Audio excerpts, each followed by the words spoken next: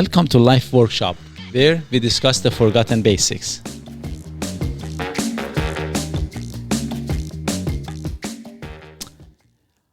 Hi everyone, again it is Mo and Doug. Your most favorite co-host. Good to be back. You forgot about me. They know. Every time. I only remember the important bits. So the topic of this episode again is passion. This is the part 3. And then obviously we talk a little bit about what passion is. You know, we can become passionate about a lot of stuff. But this topic I want to talk about, what are the things that they kill the passion? When that it just, you know, and if we know and we just avoid those things or, you know, work on that part, then we can become passionate about the stuff. I would say there are these 3 things I have come up with. Probably there are more, but anyway. When we use the word I don't care, the first thing we do, we kill the passion in ourselves. The second thing, if we have a poor performance, for example, I'm passionate about, let's say, something, a physio, but then I suck at it. You get discouraged over time. And then the third one is a lack of need. If you don't need something, you don't need to work, you don't need the income, you become too comfortable, sometimes is not such a good thing. I'll get there. Okay, good. So we will start. I got questions on that third one. Okay, let's start with the first one. Okay. So sometimes when we say that, oh, I don't care about this. So if you're using those words very frequently, I'm just wondering how passionate you are about life generally. Right. And is it good or bad? Is it serving you good? Are you getting something out of it? So if that, you might want to choose, because with changing the words, you can change the set of thought too, a little bit, but change that not I don't care. That is exactly the first thing when it comes, especially when it comes about the job. I just don't care. It's just a job. Yeah. Yeah. You know, when you do that, the first person who's getting hurt is you. It's you, yeah. Because now complete discouragement, and you become miserable, you become unhappy, and everything is just and because you need to. I mean, for most of us, we need to work. It is our self-worth. Even if that's, I don't know what you do if you don't. That is the thing, you know. No, honestly, life becomes. Anyway, I can't imagine that one. So, and even if I don't work, then I have to.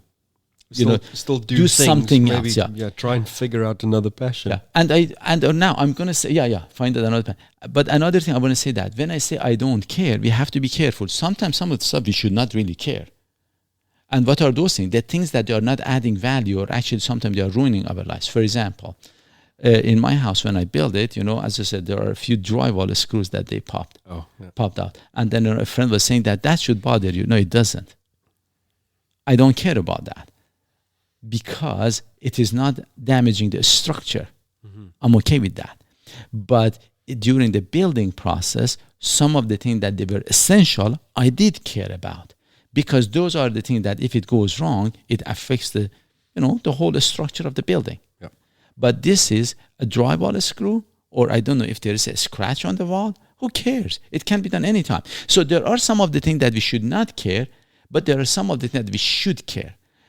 So in another word, I become passionate, if that's the word, for building a solid house. But I'm not passionate to make it really, really pretty and there is no drywall screw. I'm kind of against that. So when some people that they go into all those, small things, I'm not too sure. I think actually that is deserving you more than serving you. I know, I got you thinking, didn't I?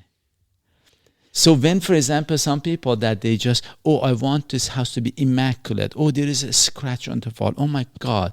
Now this is it is, I have put this sentence before. I said, small problems become main problems when we don't have a main problem. Right. You just start making up things. You're just making shit up. And this is exactly what we do. And then when you do that, you don't enjoy your life. That is exactly where I'm going. Right. So when you do that... Okay, but hold on. I for a lot of people, and I'm generalizing now mostly for myself, but it's not always simple to identify those things that is not really important. I mean, you just mentioned don't really care about the smaller details, but there's definitely a time and a situation where you have to care about the smaller details. Again, yes. And you need to be able to differentiate and compare the two, and then make a decision at that time whether it's going to be a massive problem or not. Again, this is how I look at it. If it is going to have consequences in future, then for sure, it is important. You want to think about that. Right. But it's something as I said, a scratch on the wall. You can fix that anytime. Yeah. And does it bother you? Well, if you keep paying attention, yes. Yeah. If don't pay attention, then you're not. If you focus on it, it'll bug you. Pay attention about something else, then you don't pay attention to this. If you focus on it and it bugs you, paint it, then it's gone. Well, true. But the point is that the behavior stays. Right. My problem is the behavior, not just that the scratch on the wall. Then you will find another scratch somewhere else. Then you have to paint that too. I see. And then, there is another drywall screw. You end up painting everything. And then what happens when you pay a lot of attention here, you're not paying attention somewhere else that needs the attention. Right. So normally it goes against you. So but that said, if somebody, let's say, is a car detailer, that's another story. If it's a job that, for example, I want my car to be immaculate and this thing, and I want to be example of it, sure. That's a different story. But if you're not that, don't bother. Yeah, if there is a scratch on the car, so be it. And this is actually one of the problems in the Western world we have. Because we are richer as general, and when we are wealthier, the small problems become serious. Become bigger problems, yeah. And this is why I really strongly believe this. This is why in this part of the world, in Canada, United States, most likely, but anyway, in this part that I know, maybe I should say, in richer countries, where the stress is a lot less, we have a lot more anxiety and depression. In poor countries, they have more stress, but they don't have as much anxiety and depression. Yeah. Because they have a bigger fish to fry. That is another thing. Correct. But we don't have that big fish to fry. Then we worry about those small fishes. You make up other things. Yeah. We don't appreciate what we have. We start finding something to be unhappy about. That is exactly what we are doing. Yep. And then, but anyway, so I don't want to go too far. So but anyway, there are things that we should care for and something that we should not care for. So let's get the priorities right. But back to the passion thing, when you say I don't care, you kill the passion. And sometimes it should be that. If it's about your drywall screw and the scratch on the wall. But if it is about your job, oops. Yeah, you just missed a big portion of your life that you're working, you cannot avoid it, and you're just making yourself miserable. And it's going to drag you down. Mm-hmm. Instead, if you could find out the ways to be appreciative of what you have. But the other one that kills the passion, again, if you have a poor performance, let's say... Because then it's not fun. I mean, if you're not having fun, you just don't want to do it anymore. Actually, even if, for example, let's say you have fun with it yourself, but when you have a poor performance, let's say I want to be a physio, but I'm not going to go take extra training, or I don't try to get better at it. And this is my passion. This is my livelihood. But if I see there are a lot more people complaining about my job, or I cannot really do it, you start to hate your job. One reason, personally, I really love it. One of the reasons is because I really can make changes. Right. And especially, I think I have to do this. I really enjoy when I have clients that they have been elsewhere, and then they come to me. Because then they appreciate the difference. Right. The ones that they come, you fix them, they think that anybody can do that. They don't realize it, and they don't blame them. Yeah. They don't have anything to measure it against. No reference. Yeah. But so when you become good at it, then you become to like it too. So you kill so again, when it comes to job, maybe you want to become really good at it. Trust me, people will like you. Mm-hmm. Your employer, your colleagues, and your staff. Your clients, everybody. Yeah. And I do hear this thing very frequently. People don't appreciate what I do. You know what? And for the most part, they do. And depending, for example, sometimes staff, they say that if you increase my wage, I haven't had this, but then I do a better job. I say, no. You do a better job. Then, with a better job, with more money, you don't become better. No. You can become better, then you can negotiate. Yeah. And then people will be more than happy to help you. But the third one now, The third one, that what to kills passion is lack of need. For example, myself personally, I have noticed, as I said, one reason that I'm doing the podcast is because I have become very comfortable in my life. And I noticed that my passion is dying. I'm not as passionate as some people. They said that you are passionate. Trust me, this is not me yet. I'm a bit more than this. And I'm more used to that level of being passionate. Yeah. And because of that, I did this podcast, specifically this episode about passion, to see where am I making a mistake? What shall I do? As a matter of honesty, as I was preparing for this, I realized my flaws, and I'm going to start working on those a bit more. And believe it or not, I have already taken action. But then, because I don't need as much, my life is very good. I'm very comfortable. But then, so sometimes that is the problem. So you have to create a new need for yourself, for me, to drive me. I'm not willing to do, I'm not willing to become passionate about something that does not serve me something. I cannot become passionate about painting when the painting doesn't do me any good. This is me. I'm more of a practical guy. Okay. So what am I doing now? And I thought that, this podcast that I do, this is a passion, but I'm not as strong about it right now because it's not going as far as I want it to go. I have had people that definitely have liked it, and they tell me, but it's not enough. So what I did, I have already talked, actually last night with a buddy of mine, we were talking about this, that I'm going to start public speaking, at the companies as well as, the school board and this thing, which I want to start that. So to start it, again, I have to energize myself, maybe with some white wine, as per a previous episode that I said. But then, as it gets going, hopefully, if I get better at it, and I get more feedback, then it starts to become more of a passion on its own, and I get my oomph back. So, you start doing something, you get more feedback. Are you saying that your passion is driven by the feedback and the acknowledgement of others? Yeah, a good part of it, absolutely, yes. A good part of it, yes. Some of it is that good? Yes. We were just talking about this, that you want, if I want to do a self-improvement, how would I do that? It's not just by self-reflection. Yeah. I'm asking for feedback, Yeah. And then, and a lot of things, yes, you are depending on the environment.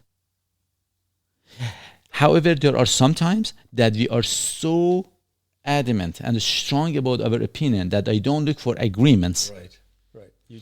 But my purpose of this that I'm doing, personally, I believe, this might go a bit too far, but anyway, personally, I believe my set of thought is the best. I understand that. You can laugh. I can hear you. But that goes with that complete modesty. Yes, no, but it is true. No, I really believe that. And I genuinely believe that. That I'm saying, I genuinely believe it, that my set of thought is, I don't know anybody else that has a better set of thought but something that is bothering me, I cannot promote it as much as, or I have not done anything specific as much as I want to. Okay. So, and that is starting to annoy me. So because of that, I thought I have to think that how can I get this thing going? So I have my plan B and C right now. That as I said, one reason I did the podcast, this specific episode is because of that. Right.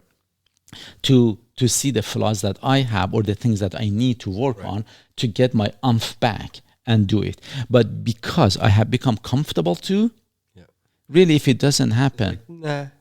It is. Yeah. But you know what? My life become less exciting, and I'm not used to it. Right.